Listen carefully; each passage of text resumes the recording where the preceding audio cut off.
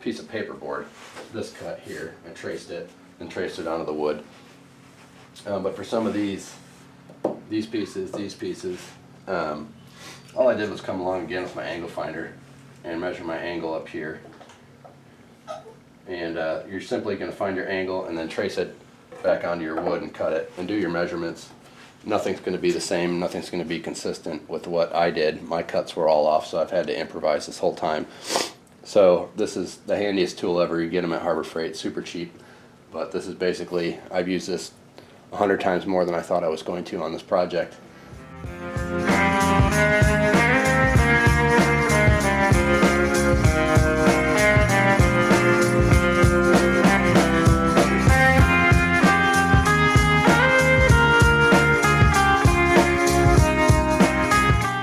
Got my other two forms, my other two pieces that I made for the bow. So I've got two here that are glued together, and I've got two on the other half, on the port half of the boat. This is the starboard. But these two middle forms that are going to go in the center, I need to make sure that the edges match up. So in other words, so if these are cut slightly oversized, the bow doesn't bulge in the center, because these are going to be dead center between the port and starboard side. This will be our center support in the bow of the boat. This is probably my most important part over here. That lines up. So I got these both lined up and got them to where they're overhanging a little bit, because I can't add material, but I can always take it off. So I got this edge here, and then up front on this edge, that lined up pretty good, but it left me some overhang here in the center. I'm going to take my belt sander and I'm going to sand it down so that both these sides are, basically all of these right here are going to be even.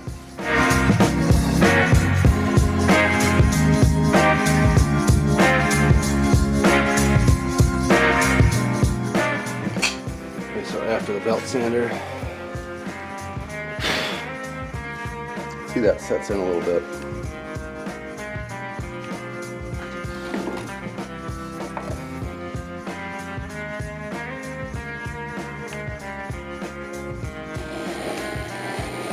Got one board that does, but that's okay, not that bad. I'll have it sit in and sit out. Just it won't be bulging out the plywood on the bow. But that looks much better. Made a huge difference with the belt sander. And then while I was at it, I hit the front end. These are all overhanging. And I was able to level those all up. So now all my terrible cuts actually look like they were done right in the first place. I'll take these off. See how they line up with the port side. Here's the part for the bow that we had lined up earlier and sanded with the belt sander. And we did it with this side. So you can see it lines up pretty good. All those edges look cool. So now the moment of truth is to see if this, it's going to be our center support, it's going to line up. That's going to butt up against the frame, so it's going to butt up in the same location, and then it'll be secured to the top as well. And so there's a little bit, less than a 1/16 of an inch there, and then in the middle we've got a little bit, but the bottom's almost perfect.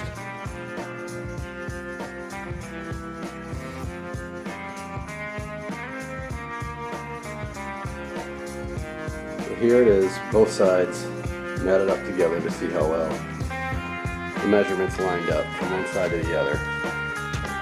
And then the transom here,